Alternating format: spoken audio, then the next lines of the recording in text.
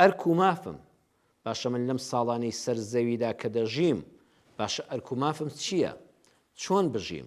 خوای پەروەردگار لە قورئانەکەیدا هەمووی بۆ باس کردوین. ئەرک و مافت لەسرە یەکەم بەرامبەر بە خوای پەروەردگار ئەوەتانە بەرامبەر بە خوای پەروەردگار اعبدوا الله ولا تشركوا به شيئا.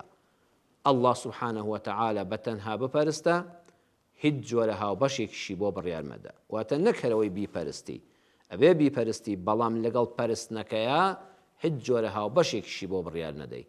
چونکە کاتی خۆی پێش ئیسلام و لە سەرەتای ئیسلامدا خەڵکانێک خوایان دەپەرست، بڕواتان هەبێ عیبادەتیان دەکرد، حەجیان بە دەوری تەوافی کەعبەیان دەکرد، بەڵام لەگەڵ یا ئەڵڵادا هاواری بت و سەنەمەکانیشیان دەکرد.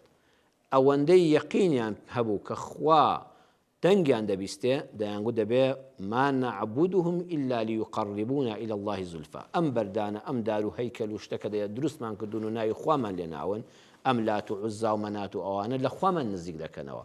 ئێمە پیسین دەنگمان بە خوا ناگا، دەبێت لەم بتە بپاڕێنەوە، ئەویش لە خوا دەپاڕێتەوە. ئەمە وەسیتێکە لە بینی ئێمە و خوادا. خوا دەفەرمێ ئەوە لە تۆ ناوەشێتەوە.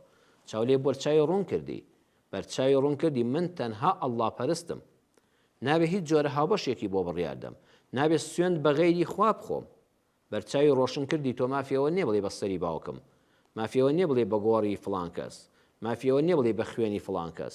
سوێند یان مەخۆ یان کە خواردت تەنها بە ئەڵڵا دەخورێ. من يشرك بالله فقد حرم الله عليه الجنة ومأواه النار. بەرچاوی ڕوون کردی هەر کەسێک یەک شتێک بکاتە هاوبەشی خوای پەروەردگار بەو ئەندازەی ئومێدی وایە کە خوا سوودی پێدەگەیەنێ، بە هەمان ئەندازەش ئومێدی وابێ فڵان شتە غەیری خوا دەتوانێت سوودی پێ بگەیەنێ، ئەوە بەهەشتی لەسەر حرامە و جێگای دۆزەخە. بەو ئەندازەی لە خوا دەترسێ کە تووشی زیانی بکە، بە هەمان ئەندازە دەشترسێ غەیری خوا بتوانێت تووشی زیان و زەرەری بکە بەبێ ئیزنی خوا. ئەوە شیرکە، ئەوە لە بەهەشت مەحرومت دەکا و پەنا بەخوا مرۆڤ دەباتە دۆزەخەوە. کەواتە بینی خۆت و خوا ئەمەیە، مشریک مەبە، مافت لەسەر خوا بەڵام بە فەزڵی خوا دەتباتە بەهەشتەوە. ئەوە تا بەرچاوت ڕوون بوو.